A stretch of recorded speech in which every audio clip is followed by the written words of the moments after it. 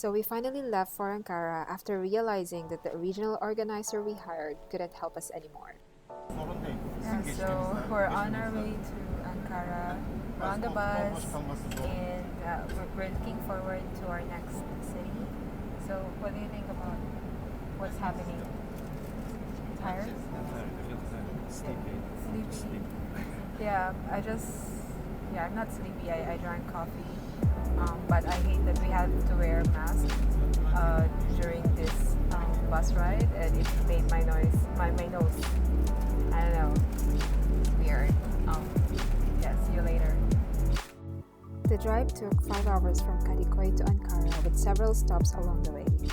After a week of disappointments, having some time with my thoughts has been a good remedy. The view was also kind of rewarding as we pass along fields and highways.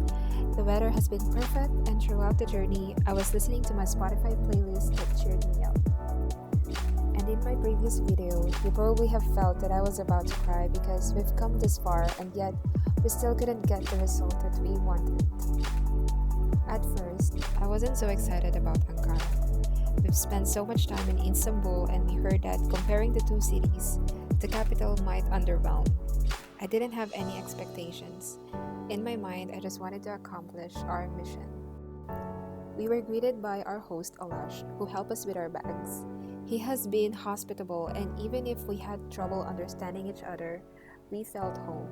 He is a musician, an artist, a creator. Would you believe that he renovated this house on his own? He teaches how to play traditional Turkish instruments. He could make yogurt and even grows his own garden. He once treated us with his tomatoes and cucumbers. That day, after a long bus ride, we surrendered in our room.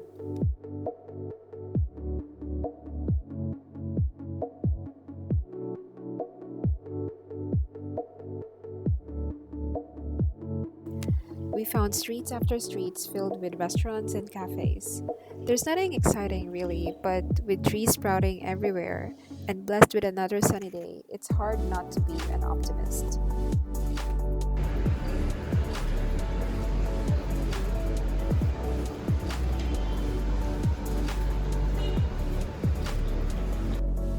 Finally, on that day, we found a place for a classic upscale breakfast: tomatoes, eggs, cucumbers, jam, cheese, bread, and Turkish tea.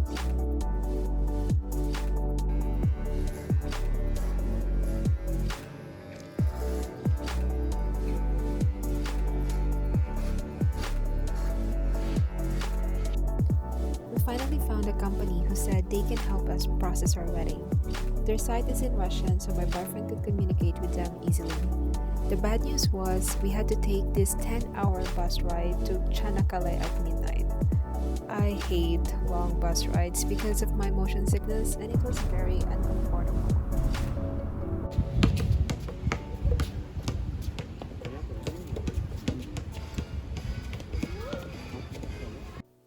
The next day, we were met by these guys and we discussed the procedure. They made it sound so easy that we went straight to the hospital to get our bodies checked. In Turkey, it is necessary to have a healthy body before getting married. Noting that we'll get married the next day put our minds at ease that we spent the rest of the day strolling through the sleeping town by the sea.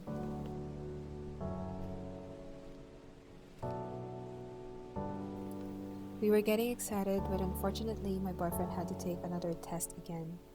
After all of our encounters, having a disease was the last thing we needed. An hour later, we were rushed to the city hall to get married. It felt like a dream, and I did my makeup for only 10 minutes and got dressed for only 5 minutes.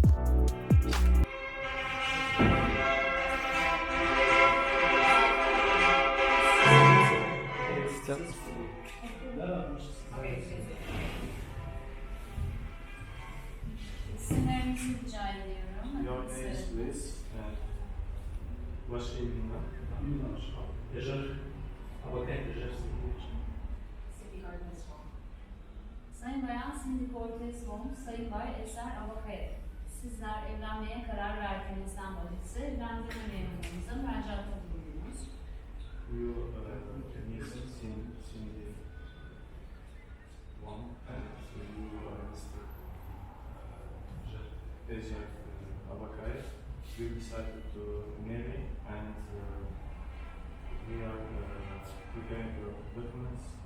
for you. Bize gerekli yasal işlemleri inceledik ve dosyanızı hazır hale getirdik. We prepare the documents to email. Şimdi bu beyanınızı resmileştirmek üzere şahitlerinizin ve davetlerinizin huzurunda sizlere soruyorum. Now we are preparing the documents for your marriage, and we are asking for the signature. Siz Sayın Bayan Cindy Cortez Hall, Sayın Bay Eser değil mi? Ecer. Sayın Bay Ecer Abakaya ile hiçbir etki altında kalmadan kendi istek ve arzunuzla evlenmeyi kabul ediyorsunuz.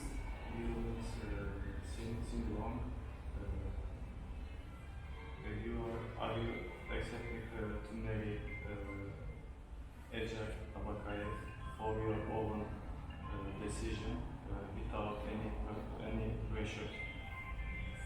In Turkish, please.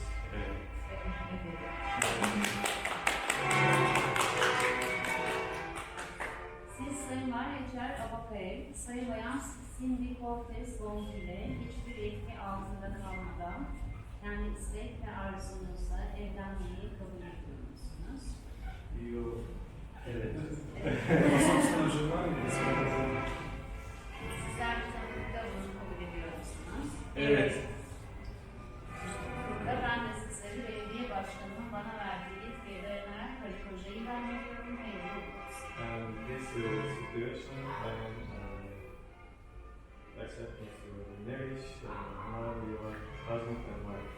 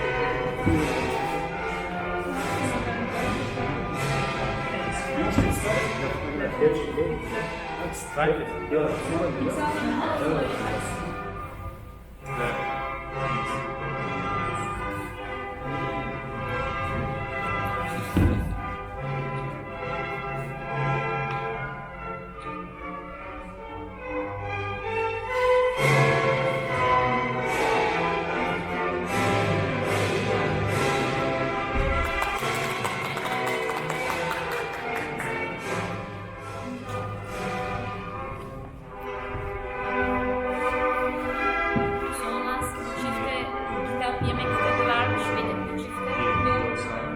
Onları da verelim. Buradaki çifte onları da ver. Limitliye ver. Sorsana. Aşağı sorsam alamayacak.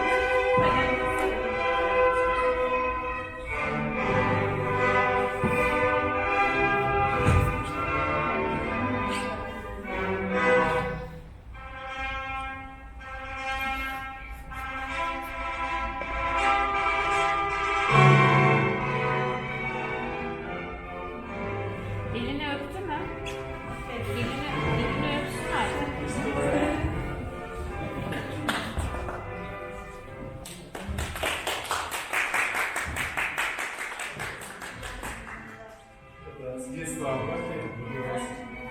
Bu kitabı biliyorsun sen, anlat lütfen.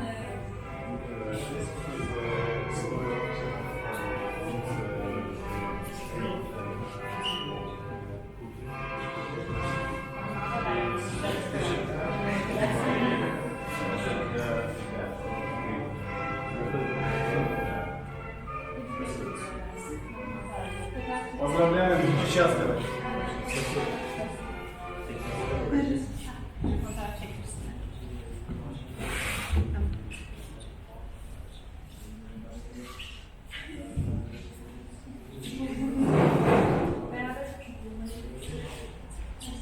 Сюда нажимаете, все, второй раз нажмите, и остановится, да.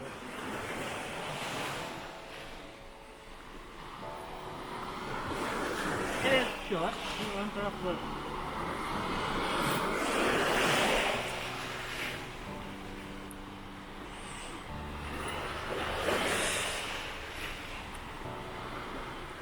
Evet.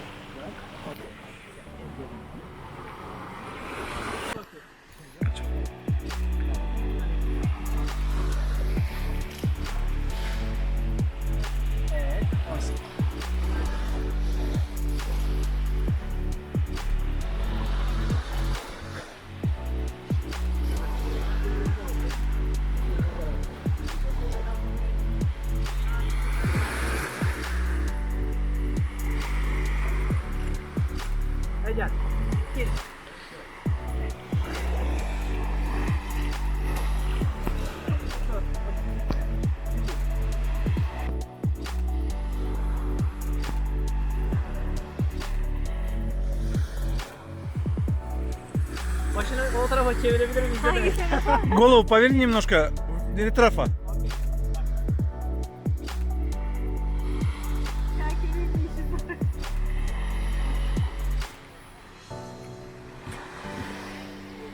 Tamam. Okey. Şimdi bak. Evet. I did wish that my friends and family are with me at this time, but it would be selfish during this pandemic to push them to come. To be honest, with the journey we've taken, we are extremely lucky to still be alive. We don't recommend to get married during the pandemic, but waiting for things to get better is like waiting for a miracle. Meanwhile, health should be our utmost priority, not just physically, but also emotionally and mentally. My only wish is this: may we live to our heart's desire, a life that's worth living.